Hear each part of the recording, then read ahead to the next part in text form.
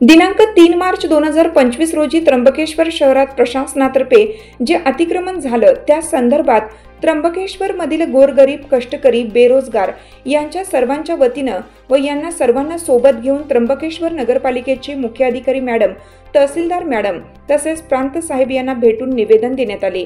या निवेदनात त्र्यंबकेश्वर मधील सर्व बेरोजगार, कष्टकरी, गरजूंच्या वतीनं विनंती करण्यात आली की या सर्व गावकऱ्यांना तुर्तास गावामध्ये व्यवसाय करू द्या व कोणत्याही गोरगरिबाला बेरोजगार करून त्यांच्यावर उपासमारीची वेळ आणू नका।